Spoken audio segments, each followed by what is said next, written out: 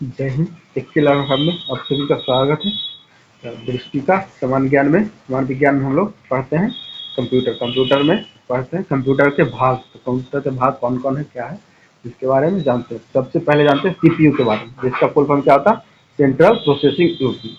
CPU का ये figure है, चित्र ऐसे रहता है। और सीपीयू का कुछ भाग क्या क्या है, उसमें क्या होता है, कंट्रोल यूनिट। सीपीयू में क्या होता है, कंट्रोल यूनिट होता है। फिर अर्थमेटिक और लॉजिकल यूनिट, जिसको एएलयू बोलते हैं। सीपीयू का दूसरा नाम क्या है, सीपीयू को बोलते हैं कंप्यूटर का दिमाग। तो कंप्यूटर का दिमाग किसको बोलते हैं, सीपीयू, जिसको सेंट्रल प्रोसेसिंग यूनिट बोलते हैं। और सीपीयू का कार्य क्या है, डाटा को प्रोसेसिंग करना, जो डाटा कलेक्ट करता है उसको प्रोसेसिंग करना, आगे बढ़ाना या कंप्यूटर में रखना। उसके बाद है इनपुट। इनपुट डिवाइस कौन कौन सा है, इनपुट डिवाइस कौन कौन सा है उसके बारे में देखते हैं। या इनपुट डिवाइस क्या है, इनपुट डिवाइस क्या है, ऐसा एक चीज या ऐसा सामान जिसका प्रयोग डाटा और निर्देश को कंप्यूटर में प्रविष्ट करने के लिए, मतलब कंप्यूटर में डालने के लिए किया जाता है, उसको इनपुट डिवाइस बोलते हैं। तो इनपुट डिवाइस के उदाहरण क्या क्या है, इनपुट डिवाइस कौन कौन सा है, तो एक कीबोर्ड होता है, माउस होता है, स्कैनर होता है, ट्रैक बॉल होता है, और लाइट पेन होता है। ये सब इनपुट डिवाइस के अंतर्गत आता है, कंप्यूटर का इनपुट डिवाइस के अंतर्गत। और आउटपुट डिवाइस कौन कौन सा है, या आउटपुट डिवाइस किसे बोलते हैं, आउटपुट डिवाइस वैसा युक्ति जिसका संगणक परिणाम प्रयोक्ता तक पहुंच होता है। मतलब ऐसा युक्ति या ऐसा व्यक्ति जिसमें संगणक क्या होता है, मतलब उसमें लिखने के जो लिखावट है उसको निकालने के लिए या कहीं छापने के लिए या सुनने के लिए प्रयोग किया जाता है, वो है आउटपुट डिवाइस। आउटपुट में उदाहरण क्या क्या आउटपुट का, तो आउटपुट का उदाहरण है प्रिंटर, प्लॉटर, मॉनिटर और एलसीडी, ये सब आउटपुट के अंतर्गत आते हैं। उसके बाद आते हैं मेमोरी यूनिट क्या है।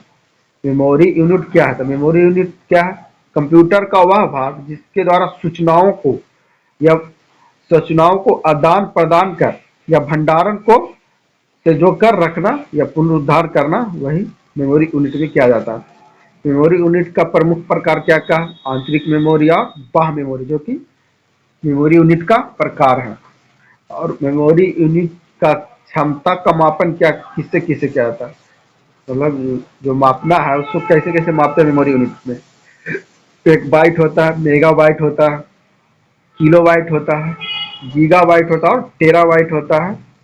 और एक बाइट बराबर कितना हो, 10⁻³ किलो बाइट होता है। ये सब मेमोरी यूनिट का एक प्रकार है।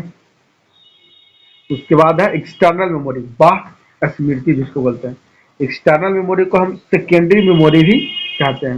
एक्सटर्नल मेमोरी को क्या बोलते हैं, सेकेंडरी मेमोरी। उदाहरण के लिए क्या क्या है, जैसे जो एक्सटर्नल मेमोरी उसमें उदाहरण कौन कौन सा आता है, तो hard disk, floppy disk, CD ROM, DVD, pen drive, blu ray disk, ये सब आता है क्या, एक्सटर्नल मेमोरी के अंतर्गत आता है। एक्सटर्नल मेमोरी में हार्ड डिस्क ये क्या है, एक से अधिक डिस्क होता है, ट्रैक वे सेक्टर में विभाजित होता है। हार्ड डिस्क में क्या होता है, एक से अधिक डिस्क होगा, ट्रैक वे सेक्टर में विभाजित होंगे। उसके बाद है डीवीडी। डीवीडी क्या होता है, ऑप्टिकल स्टोरेज डिवाइस होता है। डीवीडी को ऑप्टिकल स्टोरेज डिवाइस बोलते हैं। इसका जो संग्रहण क्षमता है वह सीडी से अधिक होता है। उदाहरण के लिए इसमें क्या है, डीवीडी आर होता है, जिसको डीवीडी आर बोलते हैं उदाहरण। और डीवीडी आर डब्ल्यू, ये सब इसके अंतर्गत आता है, एक्सटर्नल मेमोरी के अंतर्गत आता है। और पेन ड्राइव का अन्य नाम क्या है, पेन ड्राइव को यूएसबी बोलते हैं या फ्लैश ड्राइव, डाटा संग्रह युक्ति, जो कि सर्वाधिक लोकप्रिय है। उसके बाद है आंतरिक मेमोरी, इंटरनल मेमोरी एवं उनके प्रकार। तो इंटरनल मेमोरी में सबसे पहले रैम, जिसको रैंडम एक्सेस मेमोरी बोलते हैं, इसका पूरा नाम रैंडम एक्सेस मेमोरी है। इसका कार्य क्या क्या है, रैम का जिन प्रोग्राम और सूचनाओं को प्रोसेसिंग कंप्यूटर कर रहा होता उसे कंप्यूटर का स्मृति में धारण करना। मतलब जौन सा जो प्रोग्राम है या सूचना है उसको प्रोसेसिंग कर रहा है तो कंप्यूटर में डाल देने पर वो अपना रूप दिखाएगा, स्मृति धारण कर लेगा। और अस्थाई मेमोरी होता है, जिसको वोलेटाइल मेमोरी बोलते हैं, रैम को। और संग्रहित डाटा कंप्यूटर बंद होने पर नष्ट हो जाता है। मतलब कंप्यूटर अगर बंद हो गया तो जो उसमें डाटा रहेगा वो खत्म हो जाएगा रैम में।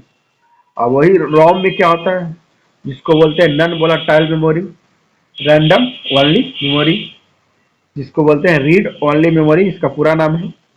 इसका कार्य क्या क्या है रैम का? तो रैम का कार्य है बेसिक इनपुट आउटपुट सिस्टम का संग्रह करना। और रोम का विशेषता क्या है? मेमोरी में भंडारित डाटा या अनुदेश जो सिर्फ पढ़ा जा सकता है, उसे हटाया नहीं जा सकता। रैंडम एक्सेस में रैंडम रीड वाली मेमोरी में क्या होता है, जो डाटा है वो संग्रह रह जाता है। और इसका प्रकार क्या क्या? इसको रैम और रोम प्रकार होता है एक्सटर्नल मेमोरी में। एक्सटर्नल मेमोरी क्या है? कंप्यूटर के मदरबोर्ड में चिप्स के रूप में प्रयुक्त मेमोरी उपकरण होता है। और इसका दूसरा नाम क्या क्या होता है? इसको प्राथमिक स्मृति, जिसको प्राइमरी मेमोरी या मुख्य स्मृति मेन मेमोरी बोलते हैं। वीडियो अच्छी लगी तो लाइक करें, चैनल को सब्सक्राइब करें।